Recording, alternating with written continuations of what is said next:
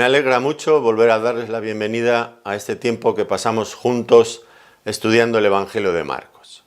En esta ocasión vamos a continuar con una porción que comenzamos en la sesión anterior, que trataba sobre el joven rico, aquel hombre principal, bastante rico, que se acercó un día a Jesús preguntándole que qué debía hacer para heredar la vida eterna.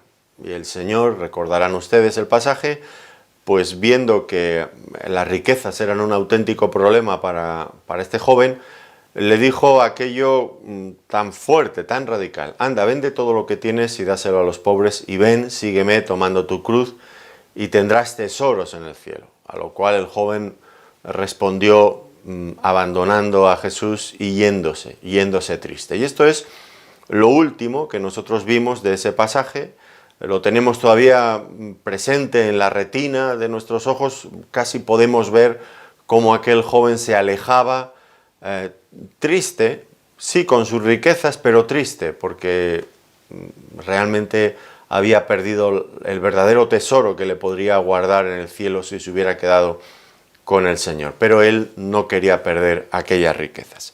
Y ahora continuamos, el pasaje continúa, y el Señor va a hacer varias afirmaciones que va a dejar muy sorprendidos a sus propios discípulos.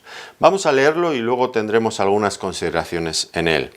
Por lo tanto, en Marcos capítulo 10, y comenzaremos en esta ocasión en el versículo 23. Dice así: Entonces Jesús, mirando alrededor, dijo a sus discípulos: «Cuán difícilmente entrarán en el reino de Dios los que tienen riquezas». Los discípulos se asombraron de sus palabras, pero Jesús, respondiendo, volvió a decirles: «Hijos, cuán difícil les es entrar en el reino de Dios a los que confían en las riquezas. Más fácil es pasar a un camello por el ojo de una aguja que entrar un rico en el reino de Dios». Ellos se asombraban aún más, diciendo entre sí: «¿Quién pues podrá ser salvo?». Entonces Jesús, mirándolos, dijo: «Para los hombres es imposible, mas para Dios no, porque todas las cosas son posibles para Dios». Entonces Pedro comenzó a decirle: «He aquí, nosotros lo hemos dejado todo y te hemos seguido». Respondió Jesús y dijo: «De cierto os digo que no hay ninguno que haya dejado casa, o hermanos, o hermanas, o padre, o madre, o mujer, o hijos, o tierras por causa de mí y del Evangelio, que no reciba 100 veces más ahora en este tiempo, casas, hermanos, hermanas, madres, hijos y tierras con persecuciones, y en el siglo venidero la vida eterna. Pero muchos primeros serán postreros, y los postreros primeros». Como decía, mientras el joven rico se alejaba entre la multitud, pues el Señor Jesucristo hizo un comentario acerca de lo difícil que es para los ricos entrar en el reino de Dios. Y esto dejó asombrados a sus discípulos. No daban crédito a lo que estaban escuchando. ¿Por qué? Bueno, hay que entender algo antes de ir adelante con nuestro estudio, porque si no todo nos va a resultar difícil comprender cada uno de los detalles que hay aquí. La opinión generalizada en aquel tiempo, en el ámbito judío, es que la posesión de riquezas pues era una clara indicación del favor, de la aprobación divinas. Por lo tanto, si una persona era rica, pues gozaba, quería decir que gozaba del favor divino, porque Dios daba su riqueza, sus bienes, a los buenos. Por esa misma razón, pues los pobres, los enfermos, aquellas mujeres que fueran estériles, viudas, los huérfanos, personas que tenían graves dificultades en la vida, aparentemente no contaban con el favor de Dios porque no tenían fe, porque no eran creyentes, porque no eran buenas personas. Eso era como lo entendería un judío, era la forma habitual de comprender estas cosas. Y ahora el Señor Jesucristo sale al encuentro de estas opiniones diciendo algo que es rompedor, que llama fuertemente su atención, que rompía con todo el pensamiento aceptado popularmente por la mayoría en aquel tiempo, y del que, claro está, los discípulos habían quedado lógicamente muy influidos, contagiados, podríamos decir. Eran hombres de su tiempo, se encontraban inmersos en aquella cultura, entre aquellas opiniones, y ellos también pensaban igual. Y ahora, por esa misma razón, a ellos les choca tanto esto que el Señor Jesucristo les dice. Y es que si alguien iba a tener dificultades para entrar en el reino de Dios, iban a ser precisamente los ricos. Esto lo dijo, ya digo, mientras el joven rico todavía estaba alejándose de allí entre la multitud. Y es triste comprobar que con el paso del tiempo el cristianismo organizado, pues ha procurado las riquezas materiales. Parece que no se ha escuchado debidamente lo que el Señor Jesucristo dijo en esta ocasión. Y se han vuelto a cometer aquellos errores que el Señor intentó corregir tanto entre sus discípulos. Que el tener riquezas y mostrarlas a los demás se hace así porque es una evidencia de que contamos con el beneplácito, con el agrado de Dios.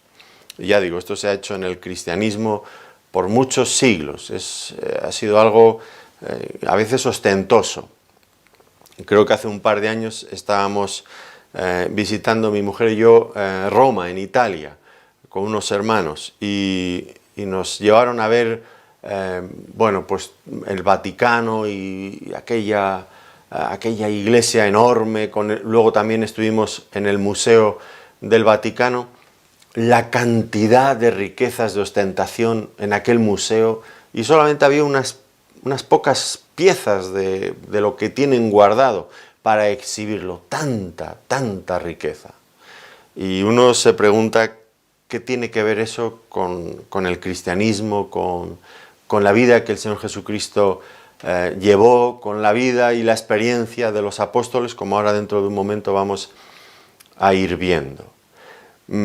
Pues ellos hacen ostentación de eso, siempre lo ha hecho el catolicismo. Todas sus ceremonias están cargadas de cada detalle en las vestimentas, en las iglesias, se revisten de ese lujo desproporcionado.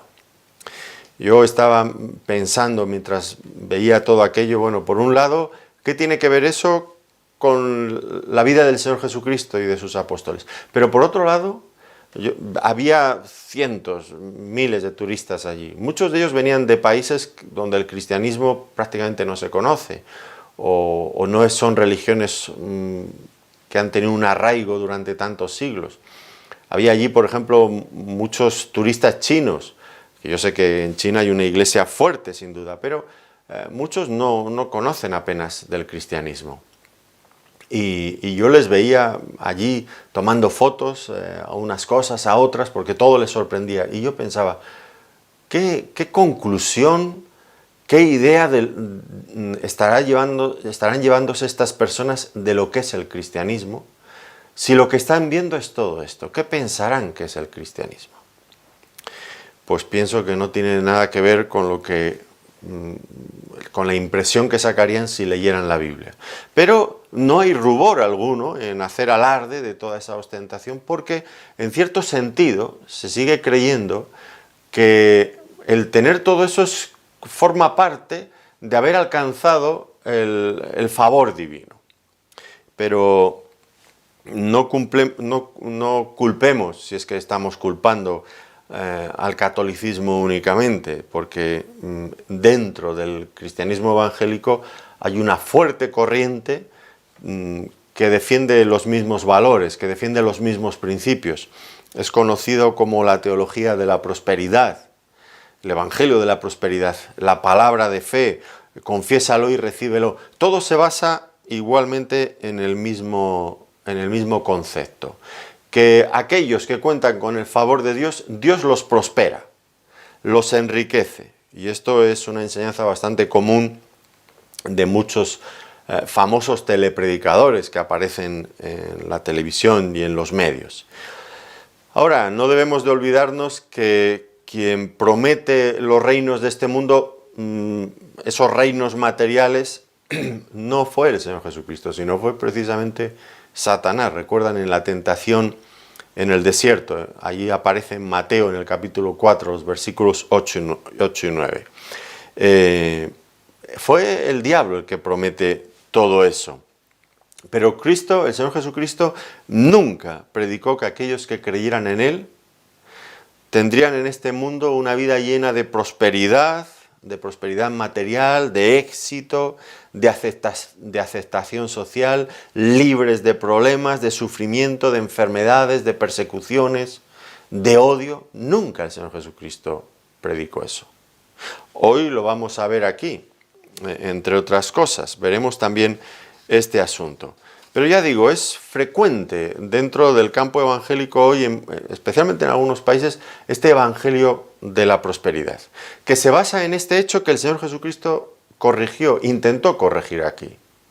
Ellos pensaban que aquel rico, por ser rico, tenía el favor de Dios y tendría que estar primero para entrar en el reino de los cielos. Y el Señor dijo que si alguno iba a tener dificultades para entrar en el reino de Dios, precisamente esos iban a ser los ricos. Por lo tanto, puesto que es una corriente muy extendida y probablemente algunas de las personas que nos escuchan en este momento pues están familiarizadas y siguen esta idea, pues bueno, antes de que, en fin, se enfaden conmigo o apaguen el vídeo o el audio y no quieran saber nada más, sí es importante ver la enseñanza bíblica en su conjunto y escuchar especialmente lo que el Señor Jesucristo dijo al respecto.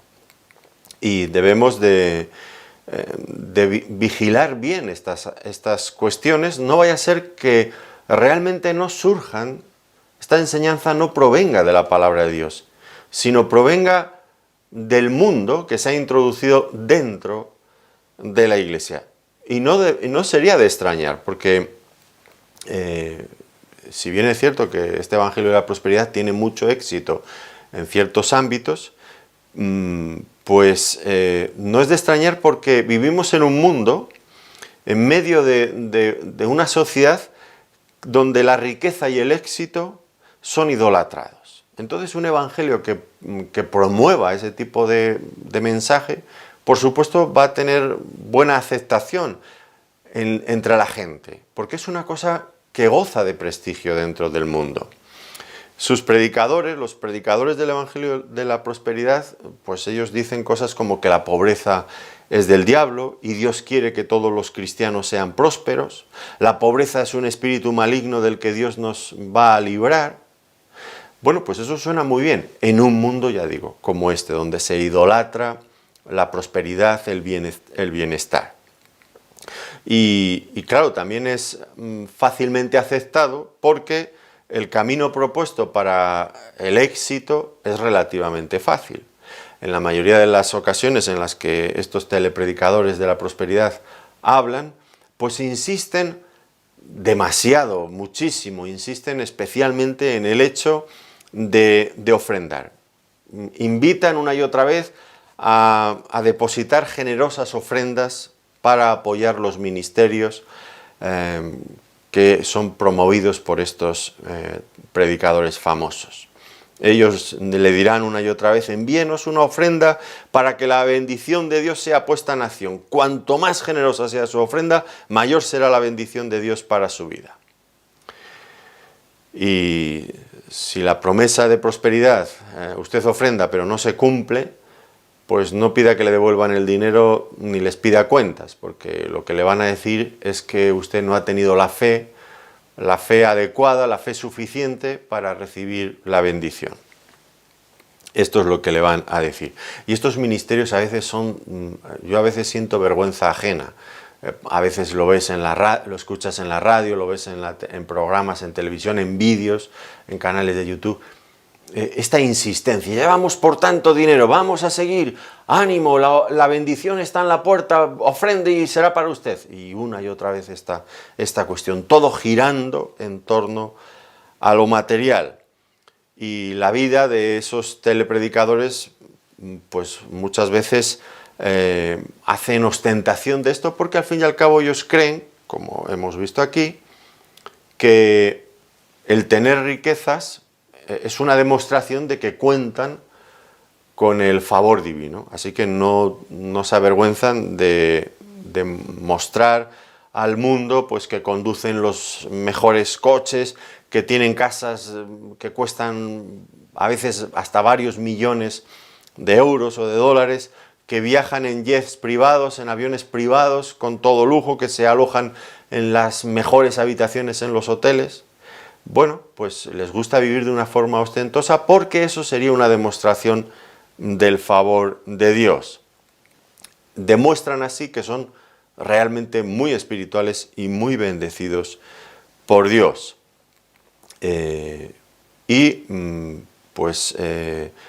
Desgraciadamente, muchas veces el cristianismo es puesto en duda porque sobre estas personas siempre pesa, siempre flota la sospecha de que se están enriqueciendo indebidamente, quizás explotando la ingenuidad de creyentes sencillos, a veces ingenuos, que ofrendan su dinero a este tipo de causas, para que estas personas todavía sigan viviendo más de esta manera. Ahora, ¿cuál es la postura bíblica? Para empezar, ya hemos dicho que el Señor Jesucristo advierte que la riqueza no es evidencia del favor divino.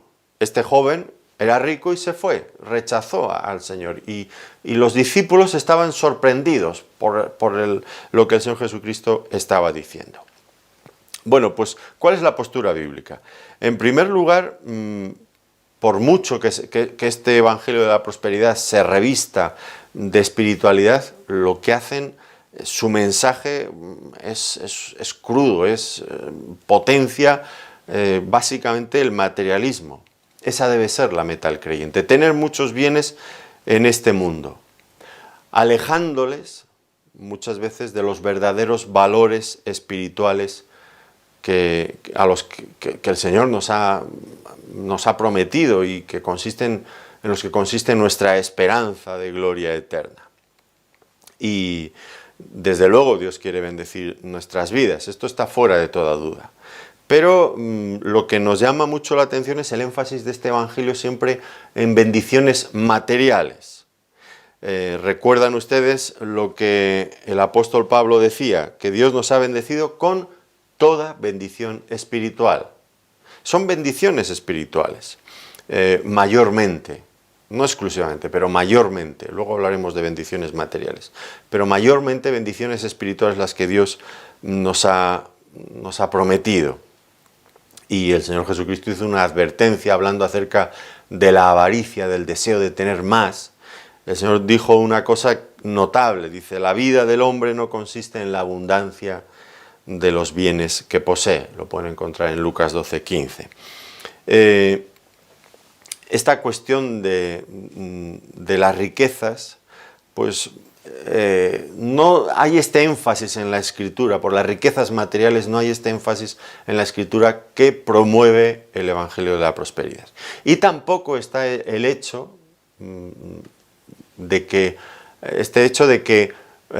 si yo tengo fe, todo en la vida me va a sonreír y me va a ir viento en popa a toda vela y voy a ser un hombre rico, próspero, no voy a tener enfermedades, voy a ser librado de cosas malas. Nada de todo esto hay en la Biblia, sino más bien lo contrario en muchas ocasiones. Hay un pasaje, puesto que estamos hablando de la fe, ellos dicen que tener fe uno es librado de todo esto, pero un pasaje en Hebreos 11 que trata precisamente como monotema la fe, nos dice en el versículo 33 que por la fe hubo héroes de la fe, de los que está hablando aquí, que por la fe conquistaron reinos, hicieron justicia, alcanzaron promesas, taparon bocas de leones, apagaron fuegos impetuosos, evitaron filo de espada, sacaron fuerzas de debilidad, se hicieron fuertes en batallas, pusieron en fuga ejércitos extranjeros, las mujeres recibieron sus muertos mediante resurrección. Bueno, esto parece que confirmaría las suposiciones que predican los que promueven el Evangelio de la Prosperidad. Fíjate, todos estos un triunfo tras otro, porque eran hombres de fe, sí, pero aquí he hecho un alto, pero debemos de seguir leyendo para ver que otros que tenían la misma fe sufrieron una suerte totalmente diferente. Continúa. Mas otros fueron atormentados, no aceptando el rescate, a fin de obtener mejor resurrección. Otros experimentaron vituperios y azotes, y a más de esto prisiones y cárceles. Fueron apedreados, aserrados, puestos a prueba, muertos a filo de espada. Anduvieron de acá para allá cubiertos de pieles de ovejas y de cabras, pobres, angustiados, maltratados, de los cuales el mundo no era digno, errando por los desiertos, por los montes, por las cuevas y por las cavernas de la tierra. ¿Se dan cuenta de la suerte que sufrieron muchos de estos héroes de la fe tan diferente? Lo que viene a decirnos este pasaje es que niega frontalmente la presuposición básica en la que se basa el Evangelio de la Prosperidad. Que si yo tengo fe, todo me va a sonreír en la vida. Y todo me va a ir bien y voy a prosperar económicamente. Aquí en el capítulo que trata sobre la fe, vemos con claridad que algunos que tuvieron fe experimentaron grandes éxitos, grandes triunfos en su vida de fe, pero otros sufrieron, fueron pobres, andaron errantes, etcétera, etcétera, etcétera. La misma fe, esta es la conclusión, la misma fe puede llevar a unas personas, si así es la voluntad del Señor, a experimentar unas cosas y a otras personas a experimentar otras. Depende de cuál sea la voluntad de Dios. Por eso, cuando se promete que cualquier persona que tenga fe va a experimentar esto, pues es falso. Y que las personas que no viven de esa manera es porque no tienen fe, también es falso. No se puede justificar con la palabra de Dios ese tipo de posturas. Establecer la fe que tenemos en base al dinero que tenemos en la cuenta bancaria o al automóvil que conducimos no tiene nada que ver con lo que la palabra de Dios nos enseña. Estos predicadores insisten, los predicadores del Evangelio de la Prosperidad, insisten en que por sus frutos los conoceréis y se basan casi exclusivamente en que los frutos son esos, los bienes, la prosperidad, lo material. Esa es la evidencia que ellos aportan acerca de su espiritualidad. Pero en realidad, cuando el Señor Jesucristo dijo, porque lo dijo Él, por sus frutos los conoceréis, pues el fruto no se refería, y esto es fundamental tenerlo claro, no se refería a los bienes materiales, sino al fruto del Espíritu en nuestras vidas. Algo que por otro lado a veces es muy olvidado. Dice Gálatas 5, 22 y 23, mas el fruto del Espíritu es amor, gozo, paz, paciencia, benignidad, bondad, fe, mansedumbre, templanza. Es un carácter santificado por el Espíritu Santo, el fruto que manifiesta realmente nuestra espiritualidad. No los bienes materiales que tenemos. Nunca es así en la palabra de Dios. Y tampoco olvidemos que, bueno, es verdad que hubo creyentes ricos en las Escrituras. Abraham, Isaac, que fueron personas realmente muy ricas. Me llama la atención, el otro día estaba leyendo, no me acuerdo bien dónde era, creo que era al acabar la epístola a los romanos, y Pablo, ya en las salutaciones finales, hay algunos que se unen con él a mandar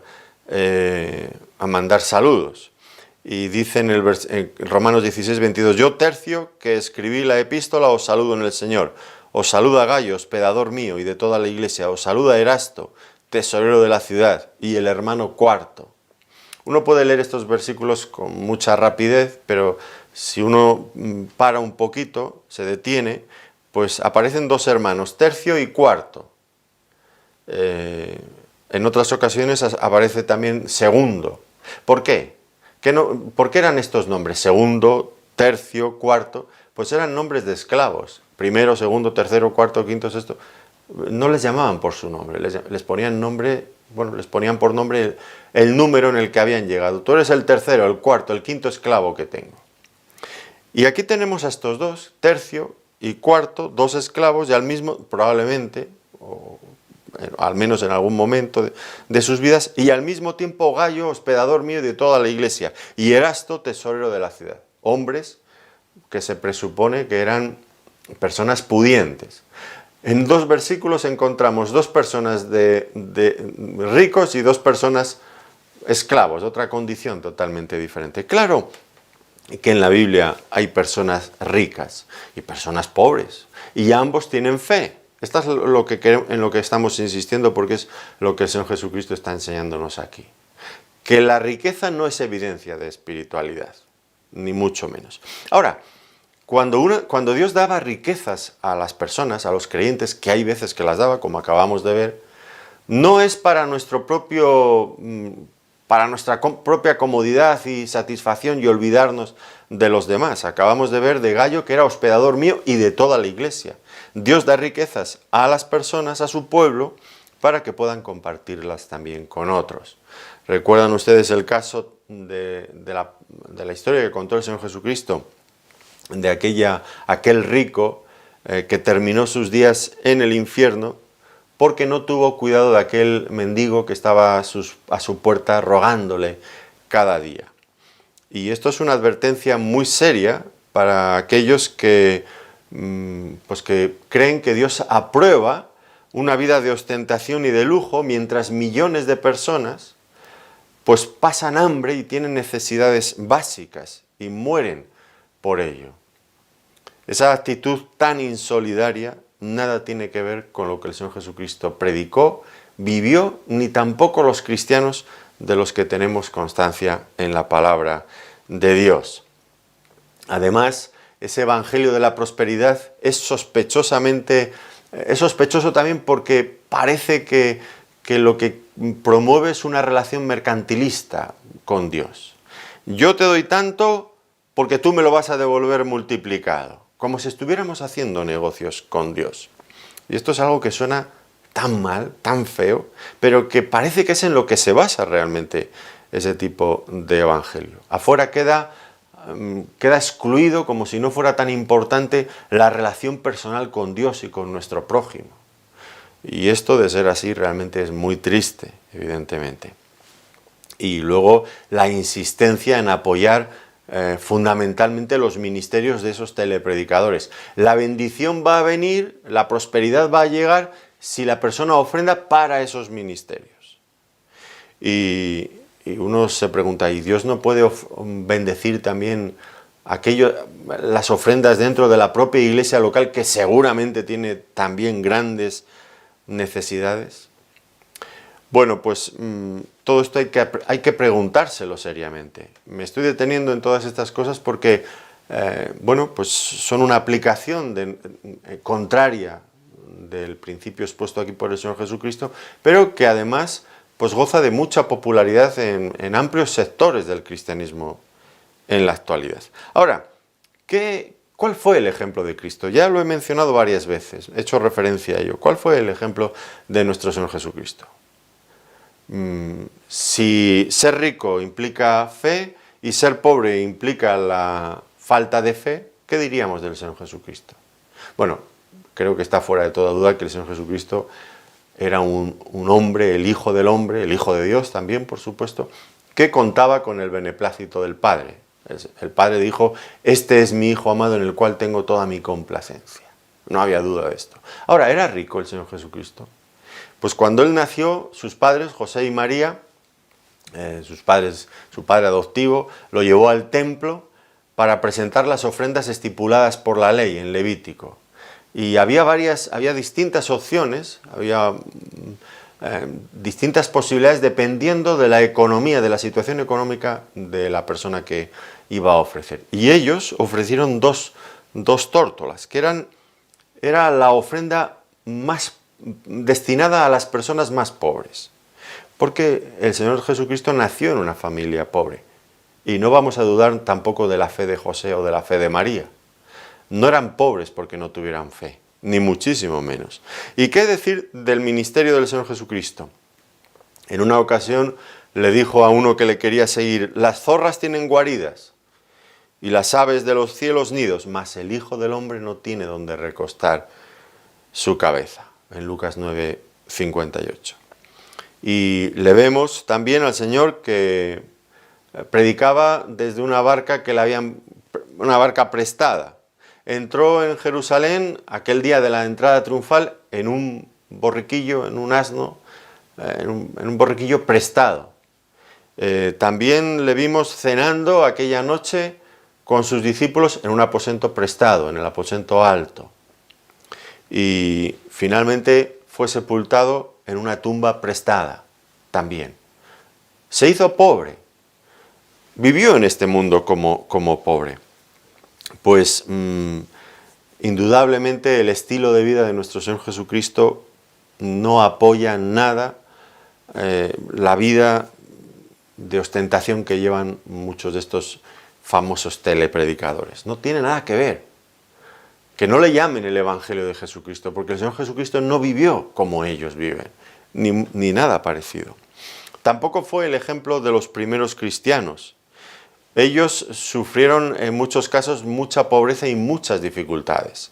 Creo que nadie pondría en duda la fe del apóstol Pablo. Y miren lo que él dice en Primera de Corintios, el capítulo 4, los versículos 9 al 13. Dice: porque según pienso, dice Pablo, Dios nos ha exhibido a nosotros los apóstoles como postreros, como a sentenciados a muerte, pues hemos llegado a ser espectáculo al mundo, a los ángeles y a los hombres. Nosotros somos insensatos por amor de Cristo, mas vosotros prudentes en Cristo. Nosotros débiles, mas vosotros fuertes. Vosotros honorables, mas nosotros despreciados. Fíjense, hasta esta hora padecemos hambre, tenemos sed, estamos desnudos, somos abofeteados y no tenemos morada fija. Nos fatigamos trabajando con nuestras propias manos, nos maldicen y bendecimos, padecemos persecución y la soportamos, nos difaman y rogamos, hemos venido a ser hasta ahora como la escoria del mundo, el desecho de todos. ¿Se dan cuenta, no? Padecemos hambre, sufrimos sed.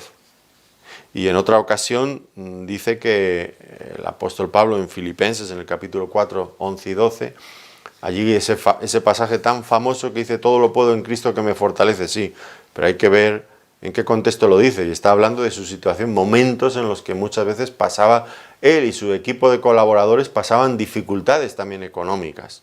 Así que eso de que cree el Evangelio de la Prosperidad, que creían los judíos de este tiempo, la fe auténtica nos lleva a la prosperidad, porque es una manifestación del agrado, del beneplácito de Dios sobre nuestras vidas. Pues vemos que es una idea que no se ajusta, que no se corresponde con la realidad que vemos en todos los demás pasajes de las Escrituras.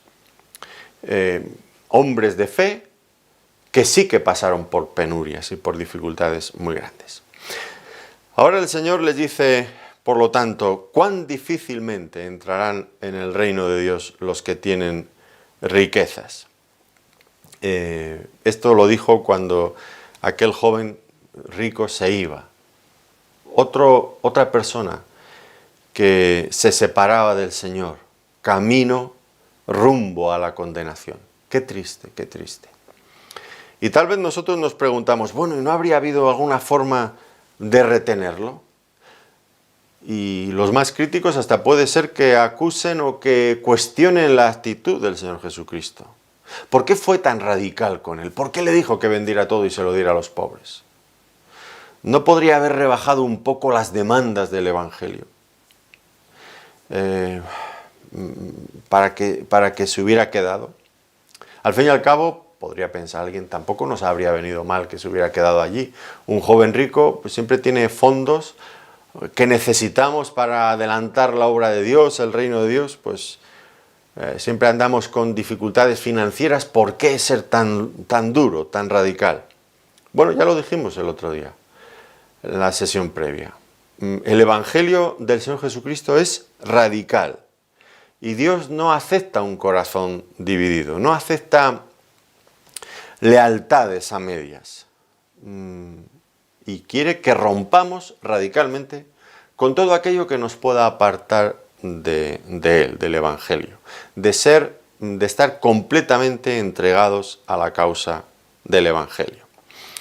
Nosotros tal vez podemos ser tentados a endulzar, a no endurecer tanto las demandas del Evangelio, a no explicar cuál es el auténtico precio del Evangelio, a colocar quizás una cruz menos pesada sobre las personas, pero no tenemos ese derecho de cambiar el Evangelio.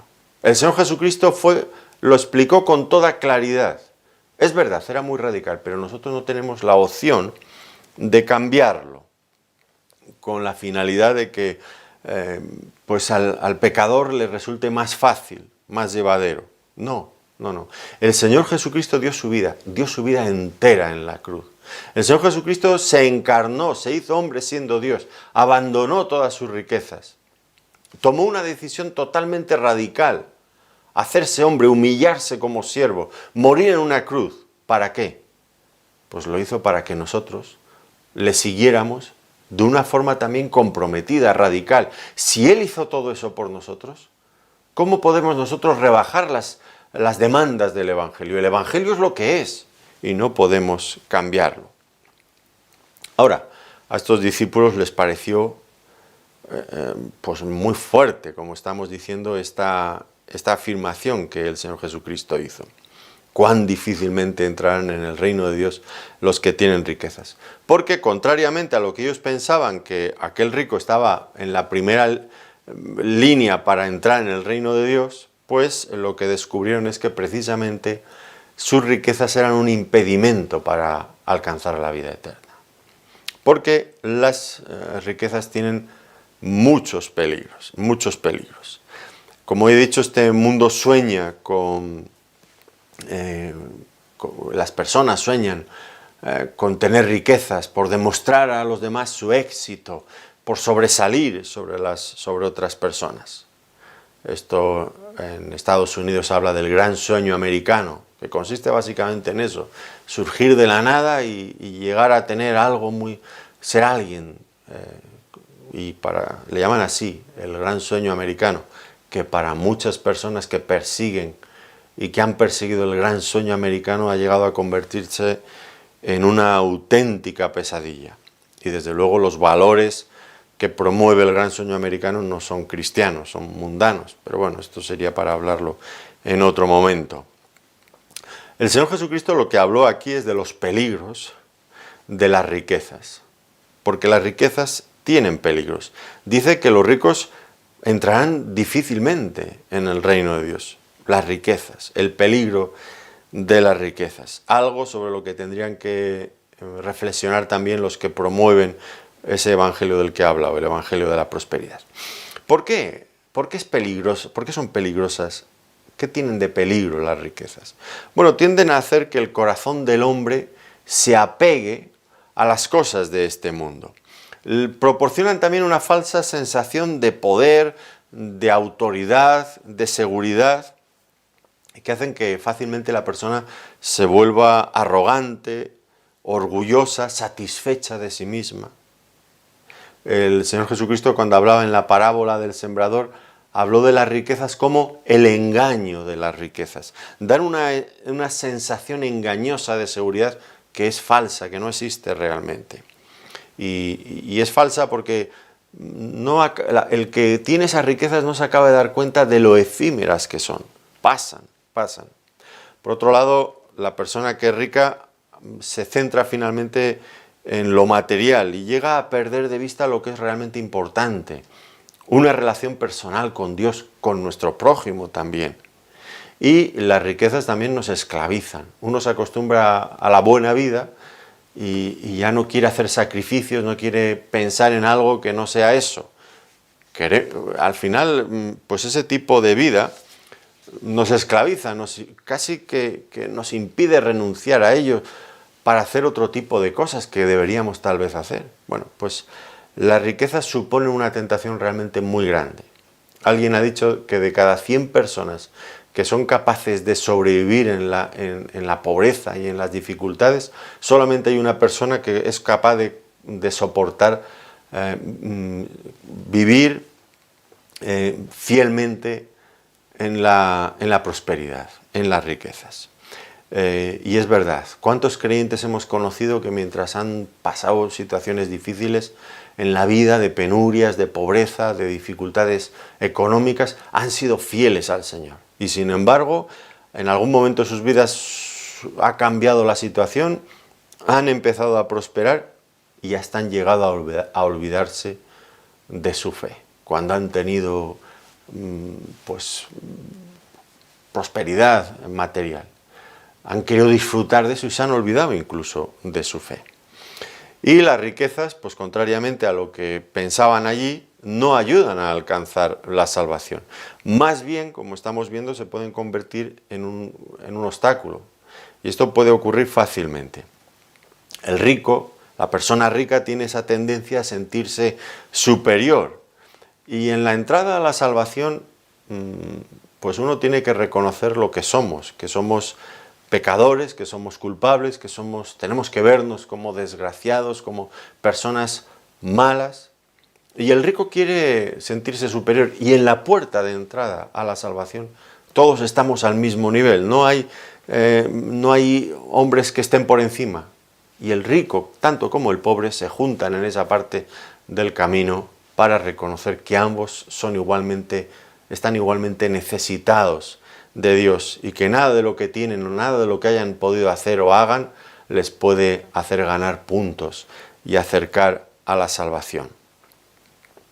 Ahora, el Señor Jesucristo dijo en otra ocasión, confirmando algo de lo que está enseñando aquí: bienaventurados los pobres, porque de ellos es el reino de los cielos. Ahora, Él dijo claramente en Mateo 5:3, dice: bienaventurados los pobres de espíritu. Esos son los pobres a los que Él se refiere. Esto confirma esta otra afirmación que está haciendo aquí. Cuán difícilmente entrarán en el reino de Dios los que tienen riquezas. Bienaventurados los pobres, cuán difícilmente entrarán los que tienen riquezas.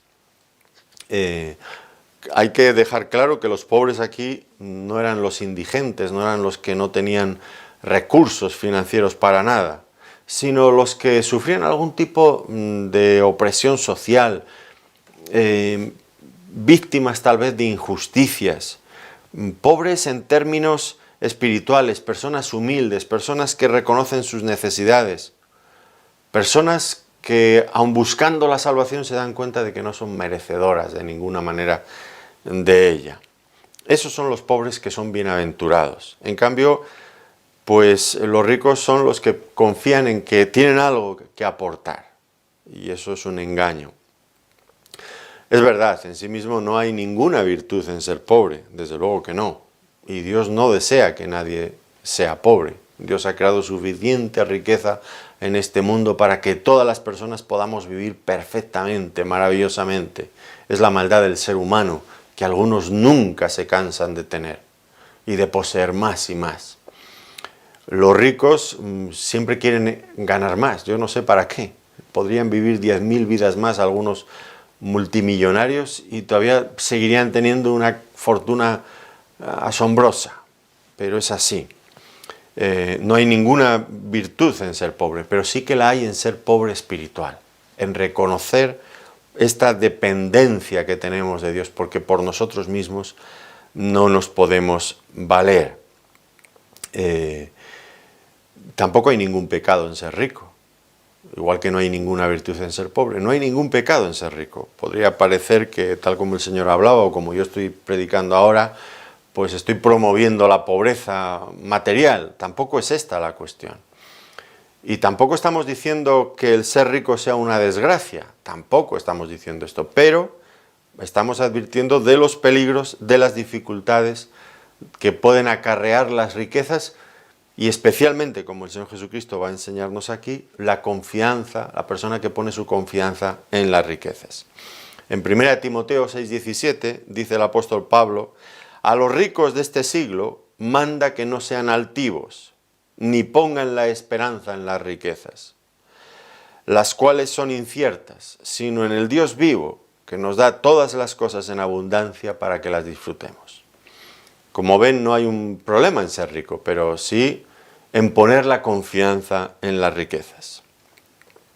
Y todos debemos de cultivar un carácter en el que nos sintamos contentos y agradecidos a Dios con lo que tenemos, sea poco o sea mucho.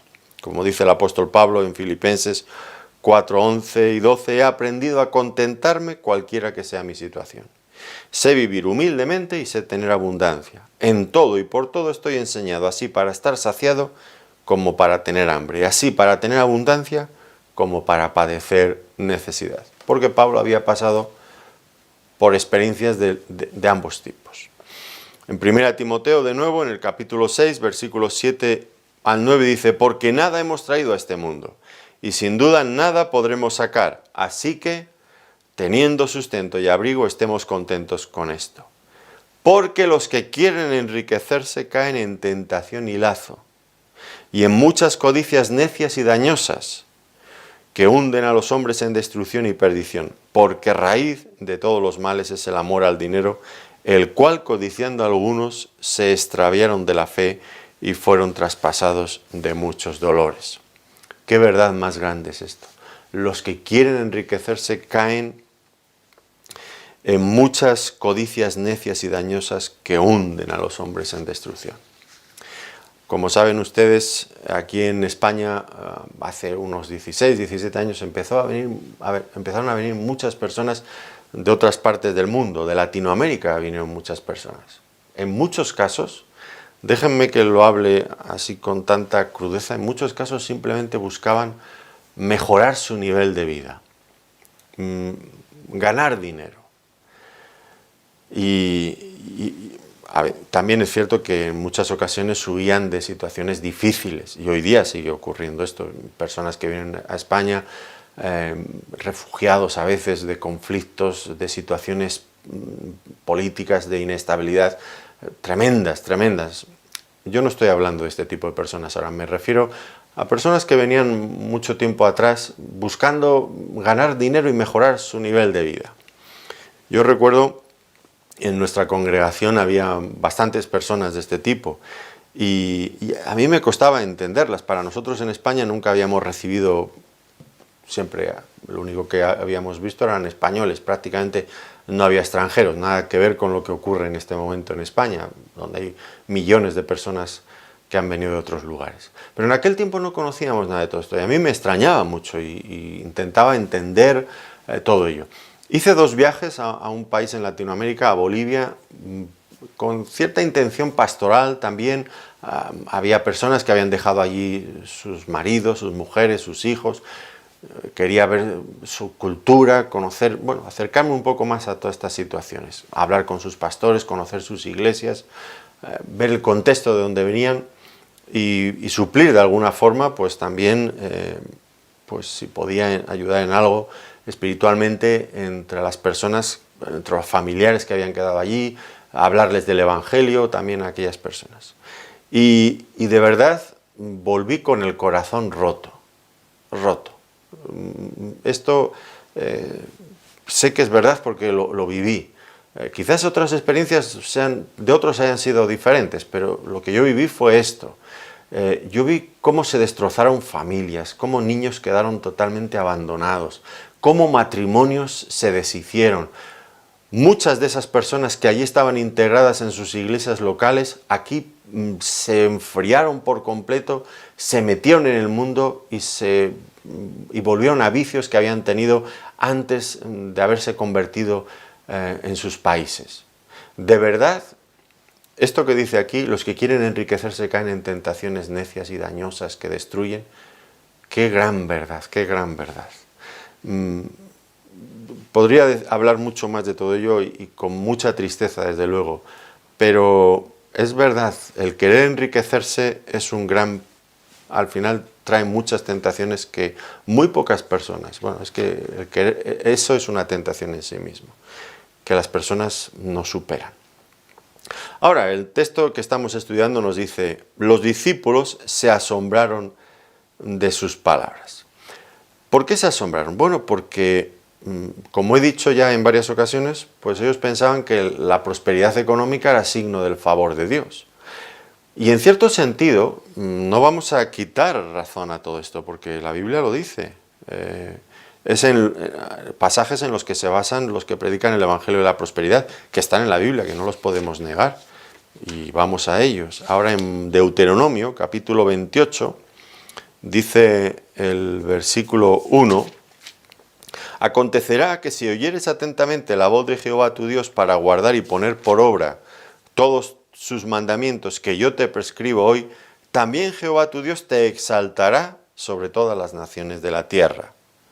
Avanzamos al versículo 11, dice, y te hará Jehová sobreabundar en bienes, en el fruto de tu vientre, en el fruto de tu bestia y en el fruto de tu tierra, en el país que Jehová juró a tus padres que te había de dar. Te abrirá Jehová su buen tesoro, el cielo, para enviar la lluvia a tu tierra en su tiempo y para bendecir toda obra de tus manos. Prestarás a muchas naciones y tú no pedirás prestado.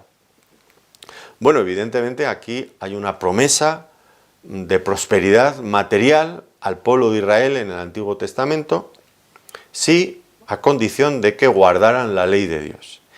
Y hay que decir que esto es lo normal, que con facilidad la persona que atiende, que vive de acuerdo a los principios morales y éticos de la palabra de Dios, es una persona que va a prosperar en la vida normalmente. No siempre, pero va a prosperar normalmente. Una persona que tenga valores y una ética cristiana, una ética de acuerdo a la palabra de Dios. Pero ya hemos visto a lo largo de otros muchos pasajes que eso no significa que todas las personas que son ricas pues gocen del favor de Dios, ni que eso nos coloque antes, por ser ricos, delante a la entrada al reino de Dios. Y los discípulos habían llegado a esa conclusión de que efectivamente ser rico era evidencia del beneplácito de Dios, del favor de Dios. Pero el Señor Jesucristo está diciendo lo contrario. Está advirtiendo de que no era como ellos habían imaginado. Y esto, por lo tanto, les asombra. Porque los discípulos tenían también este mismo concepto materialista del reino de Dios. Que en Israel, en el Antiguo Testamento, pues tendría más lógica, porque al fin y al cabo eran una nación en un marco geográfico, en medio de enemigos. Bueno, pues Dios quería usarles como nación, como una especie de trampolín para alcanzar a otras personas. Y Dios les prometía que si eran fieles a la palabra de Dios, Dios les bendeciría. Y esto sería una evidencia que las demás naciones tendrían que considerar y que despertara el interés por saber quién era el Dios de estas personas, que tenían estas leyes tan distintivas, que les beneficiaban tanto, que los hacía ser tan diferentes. Ahora, el Señor Jesucristo está hablando aquí ya no de un reino terrenal, que era como pensaban los judíos de aquel tiempo y también los discípulos. Ahora el reino de Dios no es un reino material, no está en un marco geográfico, nada de todo esto, no se limita a lo terrenal, y el que tuviera muchas posesiones pues estaba mejor preparado para disfrutar de este reino de Dios. Aquí el reino que el Señor Jesucristo viene predicando desde el comienzo del Evangelio es un reino espiritual. La palabra de Dios, que es la semilla, cae en el corazón y allí crece y lleva vida. Es un reino interior, es un reino en misterio, que espera todavía ser manifestado y lo será cuando el Señor Jesucristo vuelva en su gloria a este mundo. Así que, pues que el Señor Jesucristo hablara de bendiciones espirituales en el corazón y no de bendiciones materiales, y hablara incluso de los ricos de este modo, pues les sorprendió mucho a los discípulos. Ahora el Señor hizo cierta aclaración necesaria, dijo, los que confían en las riquezas. Con esto aclara, por supuesto, la declaración anterior, no los que tienen riquezas, sino los que confían en las riquezas. Esos son los que tienen grandísimas dificultades para entrar al reino de Dios. No solamente los que confían en las riquezas, porque las tienen, sino los que anhelan tener riquezas, porque tan grave es el que confía en las riquezas porque las tiene, como aquel que no las tiene, pero que lucha afanosamente por conseguirlas, por conseguir tenerlas. Y pone su confianza en eso, la avaricia, que también es un pecado de idolatría.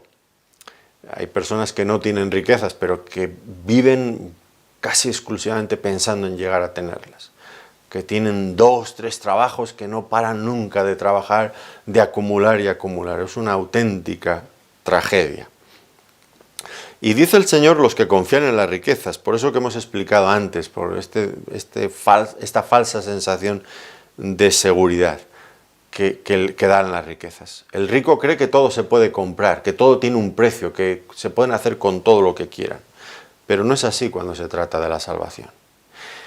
En el Salmo 49 habla el salmista de esto: los que confían en sus bienes y de la muchedumbre de sus riquezas se jactan, ninguno de ellos podrá en manera alguna redimir al hermano, ni dar a Dios su rescate, porque la redención de su vida es de gran precio y no se logrará jamás, para que viva en adelante para siempre y nunca vea corrupción.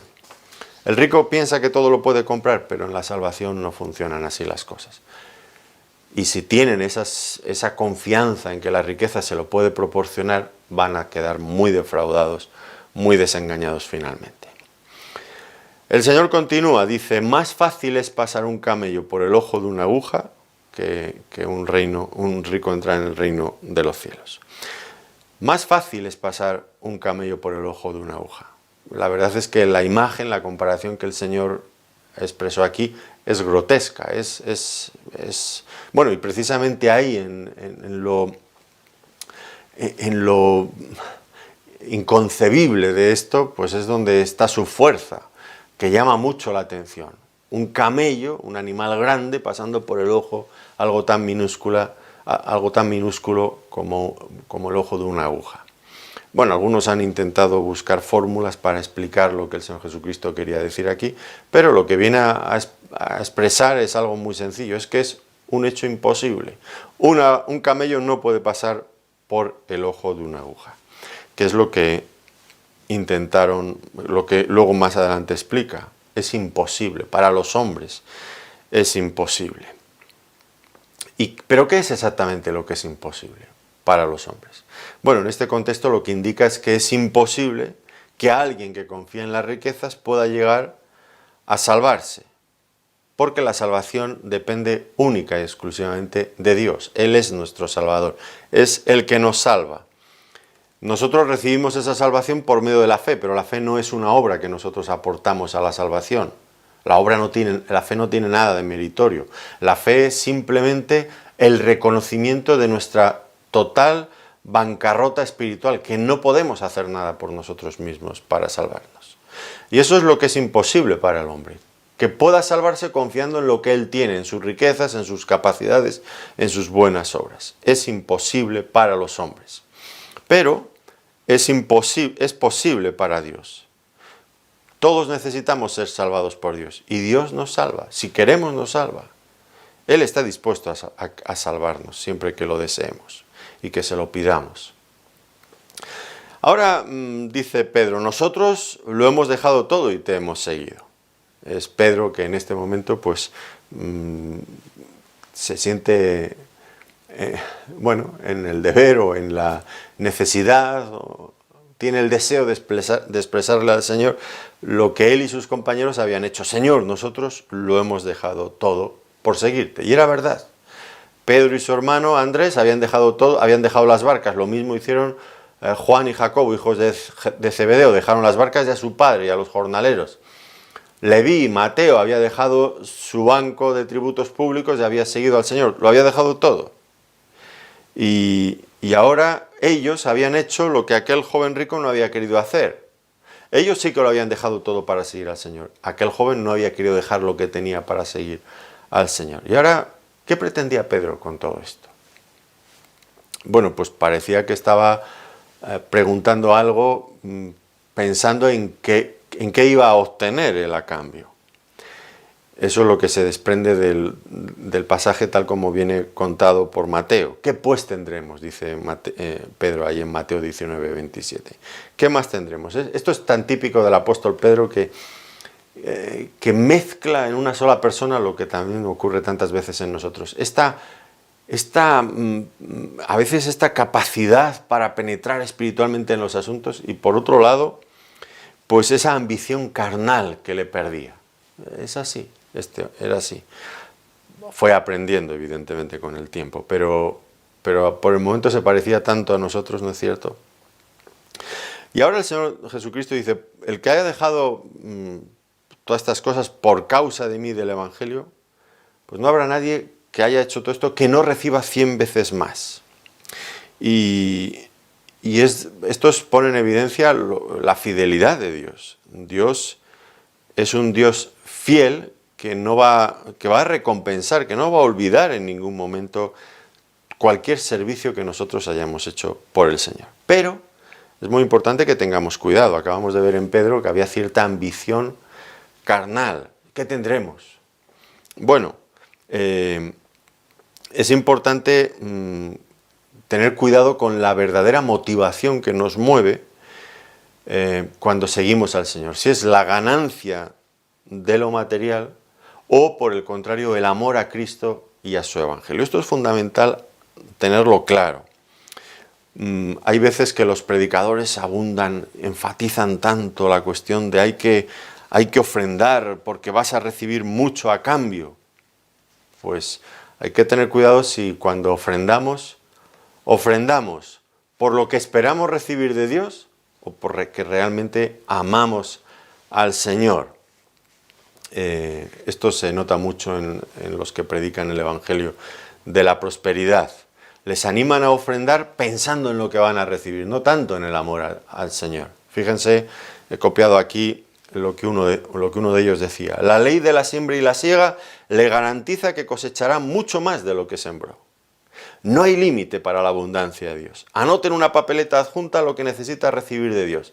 La salvación de un ser querido, la sanidad, un aumento de sueldo, un empleo mejor, un automóvil o una casa mejor, la compra o venta de una propiedad, guía en los negocios o las inversiones. Sea lo que necesite, adjunte la papeleta con su semilla en dinero y espere la bendición de Dios a cambio. ¿Se dan cuenta? Ofrendamos para recibir lo que queramos, lo que pidamos a Dios. No ofrendar por amor a Dios, sino ofrendar por amor a nosotros mismos, porque esperamos recibir a cambio mucho más de lo que estamos dando. Y esto es avaricia y egoísmo malo, y es un pecado, no hay ninguna virtud en ello, no nos equivoquemos.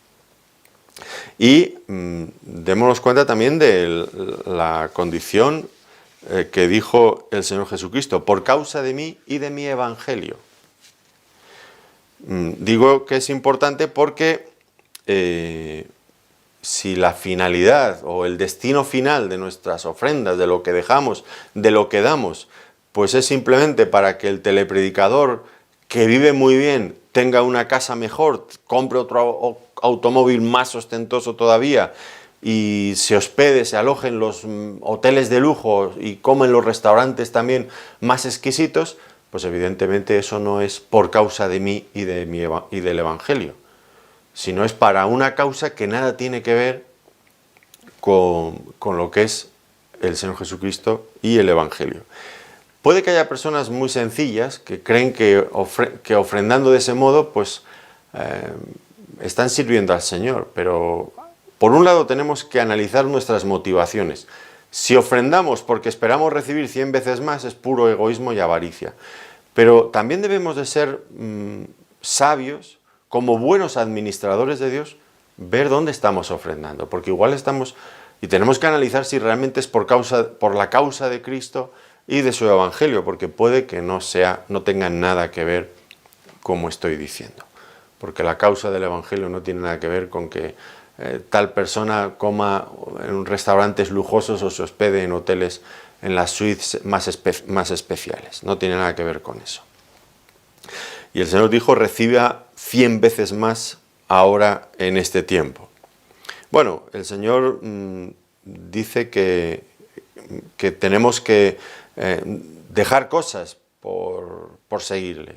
Tarde o temprano va a llegar el momento que, como dijo el Señor, pues si alguno viene a mí y no aborrece a su padre y madre, o mujer, e hijos, hermanas, hermanos, y también su propia vida, no puede ser mi discípulo. Tarde o temprano todo creyente tiene que dejar algo por la causa del Evangelio para poder seguir al Señor. Puede ser voluntariamente, lo dejemos, pero puede ser también que nos dejen, que el padre, la madre, los hermanos nos critiquen y no acepten que nosotros sigamos a Cristo y ellos nos dejen, sea porque lo dejamos activamente, o sea porque nos dejan por nuestra fidelidad al Señor Jesucristo. El Señor promete ser generoso recompensando esto. Por supuesto, dentro de estas recompensas no está la salvación, no es una de las cosas que se ofrecen por haber dejado todo esto. La salvación no se gana dejando cosas, ni por los sufrimientos que podamos tener en la vida. Por eso el Señor no incluyó la salvación entre todas estas cosas que están aquí. Ahora, en todo caso, no cabe duda de que es una inversión muy rentable, 100 veces más. Es interesante por lo desproporcionado de la recompensa, 100 veces más. Pero también es interesante porque al final lo que estamos dejando para el Señor son cosas que tarde o temprano en algún momento vamos a tener que soltar, vamos a tener que dejar o van a desaparecer. Como alguien ha dicho, no es un loco el que está dispuesto a perder lo que no puede retener. No es un loco el que está dispuesto a perder lo que no puede retener con el fin de alcanzar lo que no se puede perder. Cambiar cosas terrenales por tesoros espirituales eternos, celestiales. Esto lo dijo, si no recuerdo mal, uno de los misioneros que fue muerto por los Aucas cuando fueron a predicarles el Evangelio por primera vez. Creo que Jean Elliot. Bueno, esto también 100 veces más, casas, hermanos, hermanas, esto sobre todo lo experimentan mucho aquellos misioneros que igual han dejado sus casas, sus familias y van a otros lugares para predicar el Evangelio y encuentran muchos más hermanos, muchas más madres, padres, casas donde hospedarse, mucho de todo esto. Quizás les han despreciado en sus familias, pero encuentran otras personas que aprecian, que valoran sus ministerios y que los reciben con ese amor que les negaron otros. Ahora, el Señor es también muy honesto. Esto es una de las cosas que más me gustan del Señor Jesucristo. Bueno, hay muchas, desde luego que sí. Pero esta también, su honestidad siempre. Dice con persecuciones. Él nunca había prometido un evangelio de prosperidad sin problemas. Ni mucho menos, ni mucho menos. Y él había anunciado que la persona que le siguiera entraría automáticamente en un conflicto espiritual. 2 Timoteo 3:12, el apóstol Pablo lo deja claro. Y también todos los que quieren vivir piadosamente en Cristo Jesús padecerán persecución. Todo aquel que quiera vivir piadosamente en Cristo Jesús. ¿Cuál es la forma de librarse de la persecución? Pues ser un cristiano que no vive piadosamente. Un cristiano mundano, un cristiano carnal, quizás pueda esquivar la persecución. Pero el resto, los que quieran vivir piadosamente en Cristo Jesús, padecerán persecución, del tipo que sea. La historia de los Hechos de los Apóstoles nos deja constancia de esto una y otra vez. Los creyentes sufriendo persecución, acusados en diferentes tribunales, amenazados, encarcelados, azotados, apedreados, muertos, desalojados de sus casas, sufriendo hambre, sed, maltratados, brutalmente calumniados. Esto es la historia constante en el libro de los Hechos de los Apóstoles del cristianismo de la primera era. Los que predican el Evangelio de la prosperidad tal vez deban de plantearse esto. Si ahora ya no sufrimos persecución, sino que además aspiramos a prosperidad económica y material en este mundo, igual es que hemos cambiado tanto el cristianismo que ya es irreconocible. No lo sé. Pero en todo caso, hay una cosa que en relación a esto que estamos diciendo que me resulta muy incómoda, especialmente incómoda del Evangelio de la Prosperidad. Ellos dicen que la prosperidad es una evidencia de nuestra fe, y los que no tienen prosperidad, si tú no prosperas económicamente, materialmente, es porque no tienes fe. ¿Qué respuesta darán ellos pues, a cristianos como los de los Hechos de los Apóstoles, que lo perdieron todo por ser fieles a Cristo? O de muchos hermanos nuestros en este mismo día, que en países donde el cristianismo está prohibido son perseguidos y pierden todo, sus casas, sus familias, hasta su propia vida. También les van a decir que son pobres porque no tienen fe. Qué falta de vergüenza, creo yo, cuando ellos han demostrado una fe que quizás pues esas personas que alardean tanto de sus bienes, pues seguramente ellos mismos no tienen nada de toda esa fe que tienen estos hermanos nuestros, que están perdiendo sus vidas y todo lo que tienen por amor al Señor. Y el Señor dice, y en el siglo venidero, la vida eterna. Es verdad, hay causas que en esta vida presente no son resueltas. Y el Señor lo sabe y dice, en la vida eterna todo se concluirá perfectamente. Y dice, y muchos primeros serán postreros y postreros primeros. ¿A qué se refiere el Señor? Bueno, tal vez es una referencia a este joven rico. Ellos habían pensado, los discípulos pensaban que él estaba en una posición privilegiada, en primer lugar, para heredar la vida eterna.